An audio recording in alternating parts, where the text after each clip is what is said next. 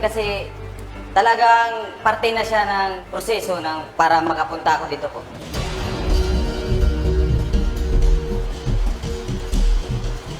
Handa ka na ba, Yam? Yes po, kuya. Kung gano'n, magsisimula na tayo. Totoo ba na ikaw ang pinakamahina sa tasks at hindi ka naaasahan? Ano may sabi nun? Mga tao. Answer the question. I don't think so. Hindi. Kasi sa bawat task na hinaharap namin, may naiambag akong marami. Diba sa trash and show, si Lou gumawa ng mga costume mo? Yes po. Pero, sa time na yun, mas marami akong ginagawa kaysa sa iba. Pag-aaral at saka wanted kami ng time na yun. Trash and show pa. Kaya medyo nababawasan yung time na ko sa weekly task na yun. Kaya medyo nahuli ako. Yung second question ko sa'yo, totoo rin ba na wala kang panindigan pagdating sa tasks at sunod-sunuran ka lang sa mga pinapagawa sa'yo? Paninindigan. I don't think so. Sa lahat ng task, hindi ako naging sunod-sunuran. Kasi pagdating sa task, ibubuhos ko yung lakas ko dyan sa task kung anong kaya kong gawin. Alam mo sa aking sarili na may kakayahan din ako parte sa task. Kaya bakit ako maging sunod-sunuran? From the start, kayo lang ni Fumiya lagi ang nag-uusap, nagsasama sa lahat ng anong oras. Bakit never mong binigyan ng pagkakataon ng ibang housemates na sasamahan sila o kilalanin o kakausapin sila? Yung pagkakaibigan namin ni Lois, wala pala yun. Ano? Actually, close kami ni Lo. Pero bakit kami lang ni Fumiya? Dahil nga Actually- gumagawa kayo ng sarili niyong mundo. Oo nga. Nagkaka-chika-chikahan naman kami. Yung relationship niyo ba ni Fumiya, hindi katulad nila Andre na naka-apekto sa ibang housemate? Sa tingin ko hindi kasi hindi naman kami nagpapabaya sa ibang housemate. Sa lahat ng mga housemates, sino ang pinakabalakid sa'yo para maging big winner?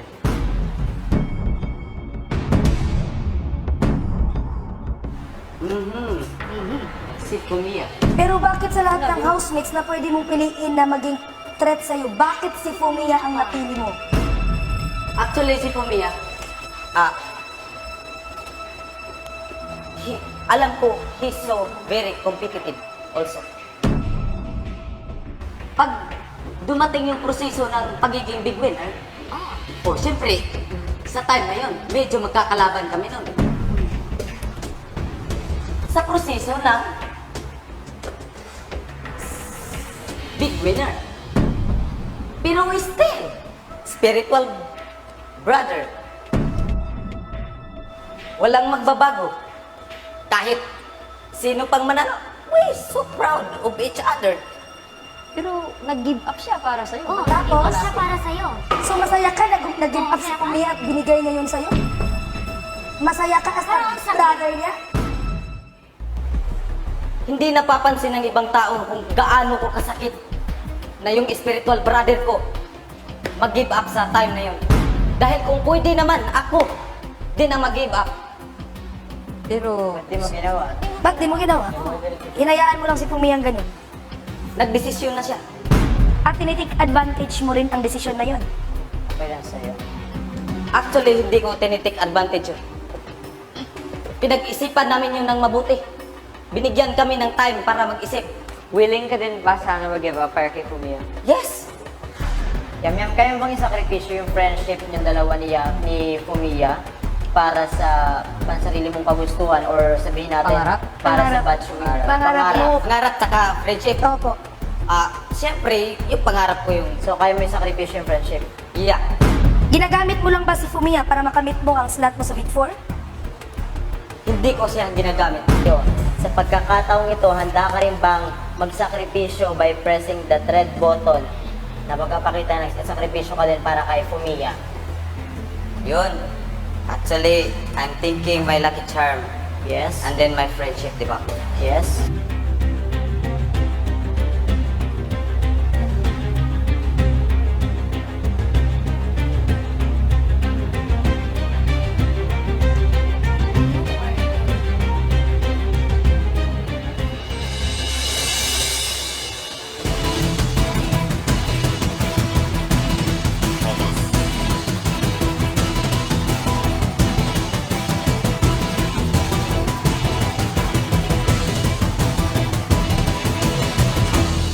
My lucky charm. Napakatapang mo, Yam-Yam. Tunay kang kaibigan, Yam-Yam. Ilang sandali pa, Black Ninja, kunin mo ang jacket ni Yam Yam at dalin mo malapit sa apoy. Yam Yam, Kuya, sigurado ka na ba sa iyong desisyon?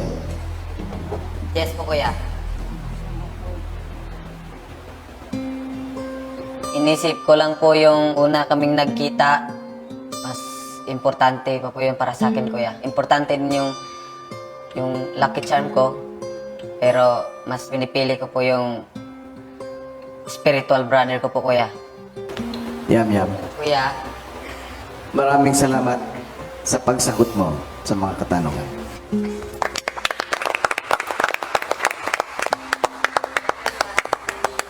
paglabas ni Yam-Yam sa activity area, This time na ano ko si Yam Yam na dito siya nagpapakatotoo. Yung fact na ginawa niya yun, saludo ako sa kanya. si Yam-Yam agad namang nilapitan ng matalik na kaibigang si Fumiya.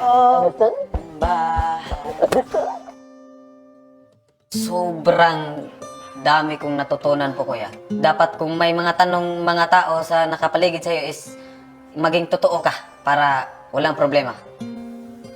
Why you are not crying? So weird, you know? Hindi ba?